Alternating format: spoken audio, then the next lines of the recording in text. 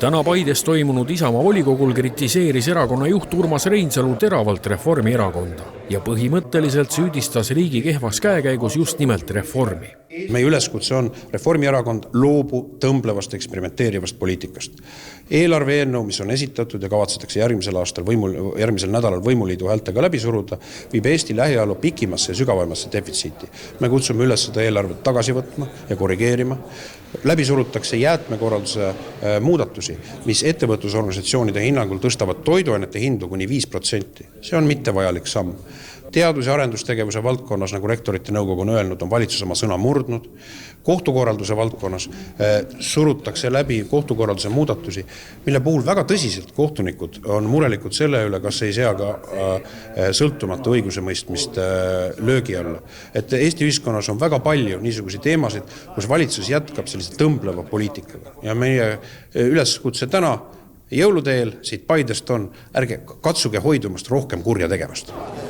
Viimasel ajal on kaks meest Isamaa erakonnast pakkunud meedias palju kõneainet, Tõnis Lukas ja Kris Kärner.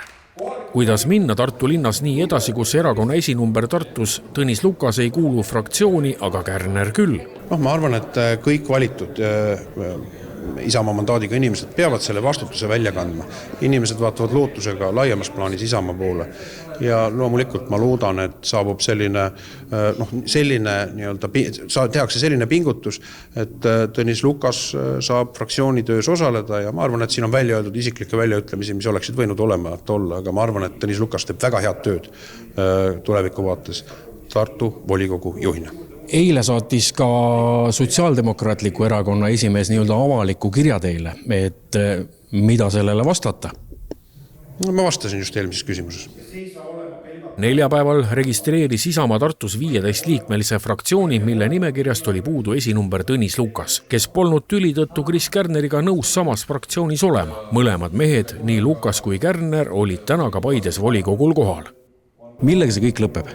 No ajakirjandusele see ju sobib. See lõpeb nii, nagu see on ka alanud. Isamaa on võimul.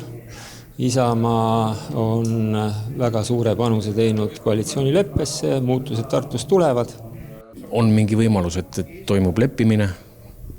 Ma olen koalitsioonileppesse panustanud, ma toetan koalitsiooni, ma olen volikogu esimees, jätke see fraktsiooni koosseisu teema nii vähem oluliseks, et see ei ole praegu kõige olulisem.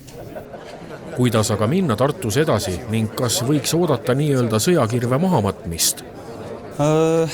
Eks poliitika selline on, arvamused on erinevad, aga ma tuleks kohe selle juurde, et mis iganes on meie poliitilised vaated, see selleks, et ma arvan, et minu poolt viga oli ikkagi selgelt isiklikuks minemine, et ega mul sinna rohkem midagi lisada hetkel ei ole. Kas olete saanud Tõnis Lukasega juba nii-öelda kokku ka rääkida omavahel asjad selgeks võib-olla? Ja oleme rääkinud, töö hetkel selle nimel käib, et me mahuksime ikkagi koos ühte ruumi ära ja ühte fraktsiooni, et ma usun, et see tulem saab olema positiivne. Kas see ka nii läheb? Eks seda näitab aeg.